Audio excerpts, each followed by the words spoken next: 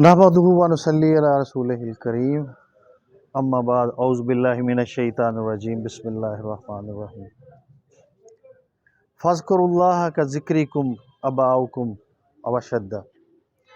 ऐ ईमान वालो, अल्लाह को याद करो और ऐसे याद करो जैसे अपने आबाओ अजदाद को याद करते, मगर थोड़ा सा ज़्यादा।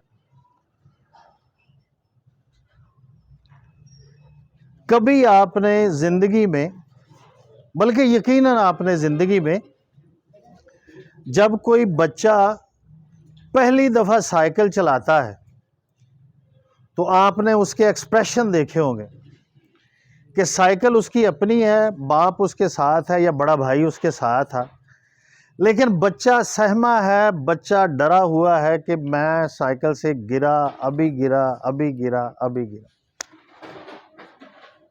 और ऐसे उसने हैंडल को ज़ोर से पकड़ा होता है। इधर उधर उसे कोई खबर नहीं क्या हो रहा है, उसे ये होता है कि मैं गिर जाऊं। ऐसा है कि नहीं है? ऐसा क्यों है? ऐसा इसलिए है कि वो साइकिल के मैकेनिज्म को नहीं समझ सका अभी, कि इसको रोकना कैसे है, इसकी स्पीड कैसे मैनेज करनी है। अभी उसकी चीज़ों के हवाले से क्लैरिटी बाकी है जहन में। अच्छा, वही साइकिल होती है, वही मोटरसाइकिल होती है, वही सड़क होती है, बल्कि वो सड़क नहीं, वो सड़क होती है जिस पे ट्रैफिक बहुत ज़्यादा होती है, बसें होती हैं, कारें होती हैं, वैगन होती है, लेकिन वही बच्चा मोटरसाइकिल और साइकिल बड़ी स्मूथली चला रहा होता है, और बाज मन चले तो उसका एक व्हील भी उठा लेते हैं, और बाज ऐसे माँ के लाडले होते हैं कि हाथ छोड़ के भी चलाते हैं। देखा आपने ऐसा? ये ऐसा क्यों होता है? क्योंकि उन्हें मोटरसाइकिल का मैकेनिज्म पता चल चुका होता है। जीते हुए लोगों की, जिंदा लोगों की सबसे बड़ी प्रॉब्लम जिंदगी होती है कि ये जो पैंडा है, एवरेज एज जिसे हम बोलते हैं 57 है, ये कैसे गुजारा जाए? टेंशन है ज़हन पे, समझ नहीं आ रही। अच्छा, इस नुक्ता नज़र से आपके गोशगुजार सिर्फ एक बात करनी है, ज़्यादा लंबी बात मैं इसलिए नहीं करता कि आप सल्लल्लाहु अलैहि वसल्लम ने ज़िंदगी में सबसे जो लंबी बात की है वो खुतबा हज्जतुल विदा है, और वो भी 35-40 मिनट का है। अच्छा, उसकी रीज़न ये है कि लंबी बात इसलिए नहीं करते कि जब आप लंबी बात करते हैं, जो आप मेरे सामने बैठे हैं अडल्ट बड़े लोग, इनका जो अटेंशन स्पैन है, जो ये तवज्जो से सुन सकते हैं बात, वो सिर्फ 7 मिनट है। 7 मिनट के बाद आपकी तवज्जो मुकर्रर के ऊपर नहीं रहती, अनटिल के वो आइस ब्रेकिंग कोई एक्टिविटी करे, कोई ऐसी हरकत करे कि आप फिर से तरोताज़ा हो जाए। तो इसलिए जब भी बच्चे से या किसी भी बड़े से बात करें तो उसको with in 7 to 10 minutes wind up कर दें, ताकि उसके ज़हन में वो बात रह जाए जो आप उसे समझाना चाहते हैं। अब जैसे मैं अर्ज़ कर रहा था कि सबसे बड़ा प्रॉब्लम है कि ज़िंदगी को कैसे गुजारा जाए, और फिर ज़िंदगी को गुजारने के लिए इसमें जो सबसे इम्पॉर्टेंट उनसर है, एलिमेंट है ज़िंदगी गुजारने के लिए, वो है खुशी। खुशी, और खुशी का फ़लसफ़ा ये है कि दुनिया के तमाम रिसर्चर इस बात पे मुत्तफ़िक हैं कि खुशी कभी उस इंसान को नहीं मिलती जो खुशी के पीछे भागता है। ये मैं आपको लिख के देने के लिए भी तैयार हूँ, और ये सर्च भी आपके साथ शेयर कर रहा हूँ। खुशी कभी उस इंसान को नहीं मिलती जो खुशी के पीछे भागता है। अब सवाल ये है कि फिर खुशी किस बंदे को मिलती है? रिसर्च हमें ये बताती है कि खुशी सिर्फ उस शख्स को मिलती है जो अपनी ज़िंदगी में होने वाले इंसिडेंट, हादसे, वाक़यात जो उसके साथ होते हैं, उन्हें अच्छे अंदाज से इंटरप्रेट करना जानता हूं। अच्छा, इस बात को मैं सादा लफ्ज़ों में बयान करूं। हमारे पास एक पेशेंट था लाहौर में, उसको कार्सिनोमा हुआ। कार्सिनोमा एक कैंसर की किस्म होती है। चूँकि मेरी फील्ड कैंसर की है तो मुझे 32 साल हो गए कैंसर की फील्ड में जॉब करते हुए।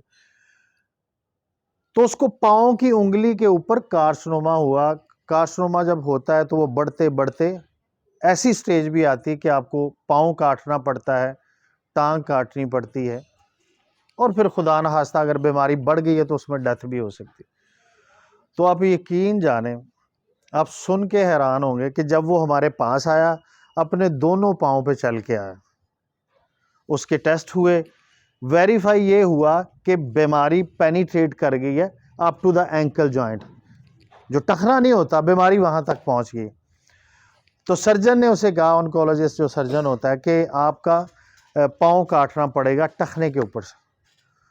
تو سرجن نے ڈرتے ڈرتے اسے کہا کہ یار بندہ ہے، جوان ہے، مائنڈ نہ کر جائے۔ تو اس نے کہا کہ یار کوئی بات نہیں، آپ کھل کے بات کریں، پاؤں کاٹنا ہے، ٹانگ تو نہیں کاٹ رہی، ٹانگ تو ابھی باقی ہے۔ اب جو میں نے پہلے بات کی تھی کہ اپنی زندگی میں ہونے والے ایونٹس کو اچھے طریقے سے انٹرپریٹ کرنا جانتا ہوں، تو اس نے کہا ٹانگ تو نہیں کاٹ رہی، ٹخنا ہی کاٹ رہا، کوئی مسئلہ نہیں، کاٹ دیں۔ اس کے لیے وہ موقع آسان ہو گیا، اس کے لیے وہ لمحہ آزمائش کا آسان ہو گیا۔ 3 سال گزرے تو اس کی ریکرنس ہوتی ہے، کینسر کی بیماری کی ریکرنس ہوتی ہے۔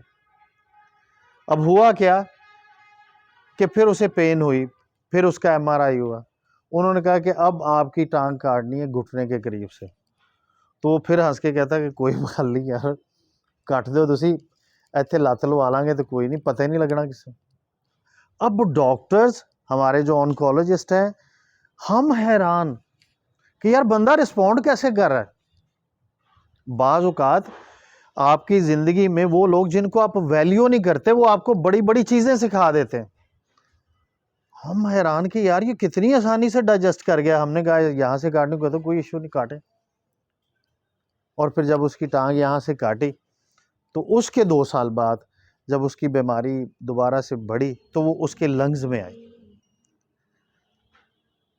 جب آپ کے وائٹل آرگن ہوتے ہیں جس میں لنگز ہے، برین ہے، لیور ہے، جب بیماری کو یہاں پہ اٹیک کرتی ہے نا، پھر ذرا بچنا مشکل ہوتا ہے، پھر وہ اپنا سفر تمام کر کے اللہ کی طرف روانہ ہو گیا۔ لیکن ہمیں یہ بہت بڑا سبق دے گا۔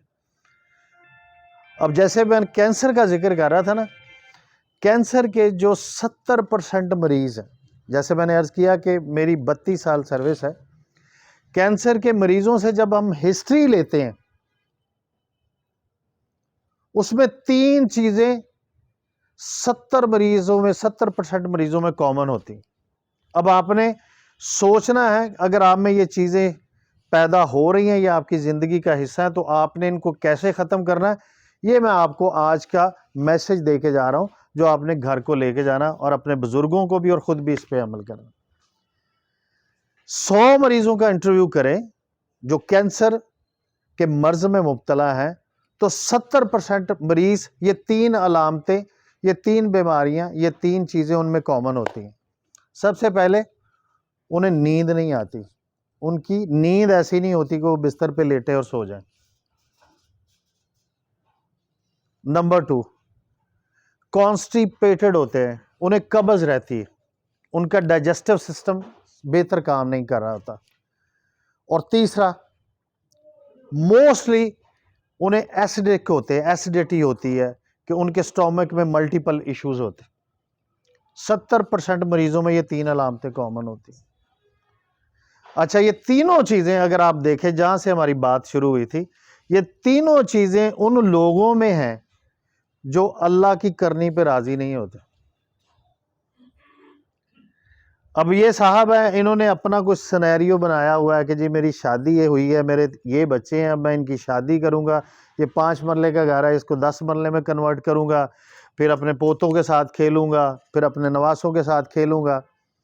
اب یہ ضروری نہیں ہے، کیونکہ یہ تیل بیچتے ہیں، موبلائل بیچتے ہیں، ٹوٹا کمپنی ٹوٹا کی گاڑیاں بناتی ہے، تو ٹوٹا کی کمپنی بتائے گی آپ کو کہ اگر آپ اس میں یہ آئل ڈالتے ہیں تو یہ کتنی دیر چلنا چاہیے، یہ ٹائر ہیں یہ کتنی دیر چلتے ہیں، یہ انجن ہے اس کے پلگ کتنی دیر بعد چینج کرنے۔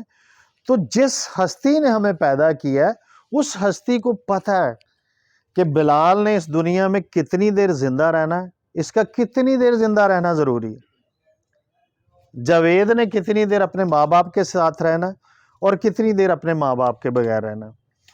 تو اس لیے جو بھی اللہ تعالیٰ آپ کے ساتھ انسیڈنٹ کرے، وہ چاہے آپ کو پسند ہو چاہے ناپسند ہو، لیکن مومن ہونے کے ناطے، ایک اللہ کا بندہ ہونے کے ناطے آپ کے اوپر یہ ذمہ داری ہے کہ آپ اس کو ڈائجسٹ کریں اور اس کی پازیٹیوٹی کو دیکھیں، اس میں کوئی بہتری کا پہلو تلاش کریں، اور اس بات پہ پکا یقین رکھیں کہ یقیناً آپ کا چاہے کتنا بھی نقصان ہو گیا، اس میں کوئی نہ کوئی آپ کی بہتری کا عنصر شامل ہوتا ہے۔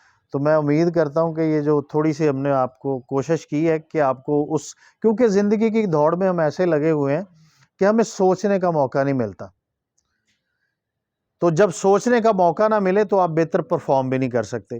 تو اس لیے اللہ تعالیٰ کو بھی وہ مومن پسند ہے جو تفکر کرتا ہے، جو اللہ تعالیٰ کو سوچ کے مانتا ہے، جو اللہ تعالیٰ کو سوچے بغیر مانتا ہے نا، وہ اللہ تعالیٰ کی اسرار و رموز جو اس کی حکمتیں ان کو نہیں پا سکتا۔ تو اللہ تعالیٰ سے دعا ہے کہ اللہ تعالیٰ ہمیں زندگی کو صحیح معنوں میں سمجھنے کی توفیق دے، اور جو اس کے رسول اور اس کا بتایا ہوا رستہ ہے اس کے اوپر ہمیں عمل کرنے کی توفیق دے۔ آپ لوگوں کا بہت بہت شکریہ۔